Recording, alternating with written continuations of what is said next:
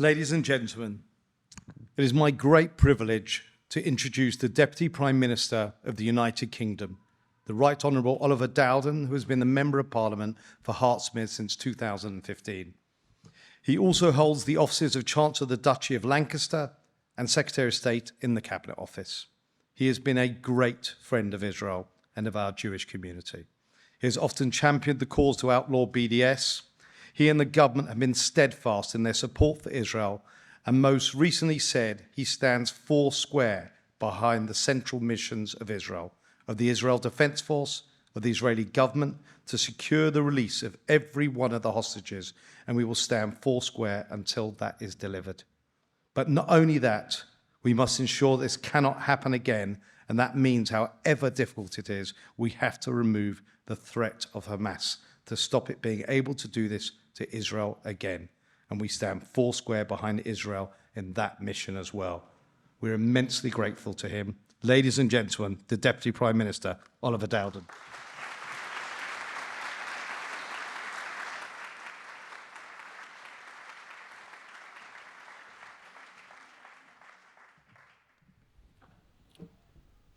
Well, I don't think there can be many chambers of commerce that can say that they are nearly as old as the nation that they represent.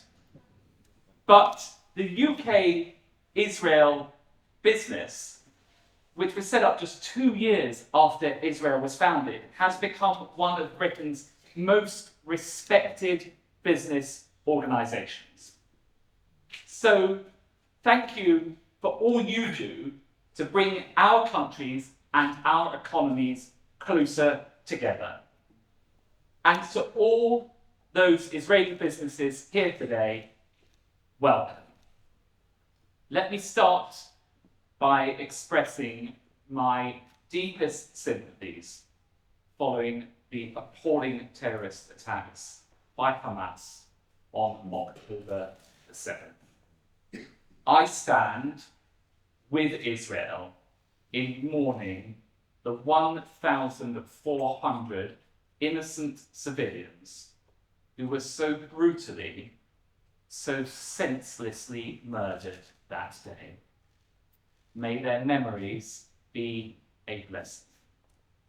I stand too with Israel in its determination to secure the release of every single hostage who was torn from their homes. Only last Friday, I joined the weekly vigil in Boreham Wood in my constituency. May I say the quiet dignity of that vigil, in contrast with some of the protests we see yet again today. I stood in support of the 140 hostages that remain in captivity. Bring them home. And I stand with Israel in its right to self-defense against Hamas terrorists. As our Prime Minister has discussed with your President and Prime Minister, of course this must be in full accordance with international law, taking all possible measures to protect civilians. A political solution, a two-state solution, which delivers long-term peace for Israelis and Palestinians, is in all of our interests. That is why the United Kingdom government is ready to work with Israel in any way possible to get the humanitarian aid needed into Gaza. But there can be no peace for Israelis, or indeed Palestinians, in a world where the scourge of Hamas still exists. We must eradicate Hamas now.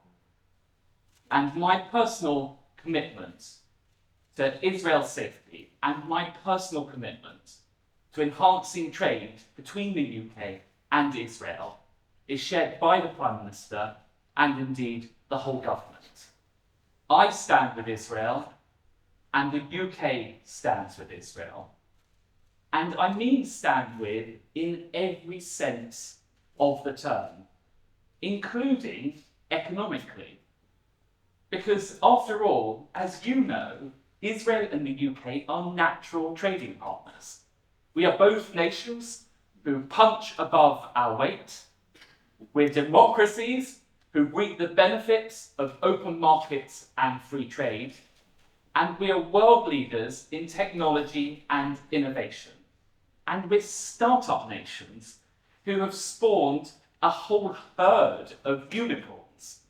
Britain, 5th in the world for the number of billion-dollar tech companies. Israel, 10th. We are magnets for investment, with the UK receiving $30 billion of venture capital last year, and Israel, population 9 million, receiving 15 billion. And from our shared history and our shared values flows so much shared enterprise.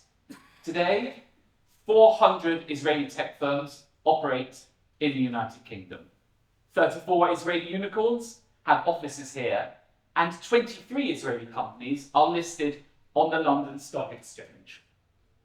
From cybersecurity to transport, fintech to health tech, this collaboration is deepening by the day. And in 2022 alone, the UK's trade with Israel increased an enormous 42%. And of course, we were among the first countries to sign a trade deal after Brexit, and our focus is now negotiating an upgraded, ambitious 21st century trade agreement, one that ensures a level playing field for UK and Israeli investors, demonstrates that Israel remains open for business, and that crucially centres on services and innovation. Those are, of course, both strengths for both of our countries. And in many ways, I think, they are key to addressing the world's greatest challenges, and indeed the world's gravest challenges that we confront together today.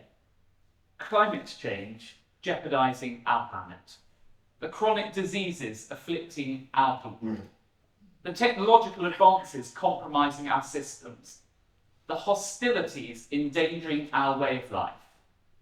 And I think about the things our countries and companies are doing together to tackle them. Harnessing resources, inventing new medicines, addressing technological risks, protecting supply chains, sharing defence equipment. That is why our Memorandum of Understanding our countries signed last month, supporting joint research on AI, healthcare and environment, is so important. The possibilities for progress, for prosperity, are limitless. And in these difficult and dangerous times, we of course rightly focus on security. But economic security is central to our national security. And we derive huge resilience for economies that are not only growing, but also outward-looking, opportunity-driven, and dynamic. Our enemies want to bring darkness to our societies. Indeed, they want to snuff out the state of Israel altogether. But every instance of progress, every new innovation, business deal, collaboration across continents is an act of defiance and a symbol of hope. So, as we come to the end of your festive season, and indeed it forms for me part of our festive season now, and you prepare to light the final candle on the menorah tonight, I do want to leave you on that message of hope. Let me thank you once again for your important work, add my endorsement to this wonderful initiative, and wish you all a happy Hanukkah, Hanukkah Sameach.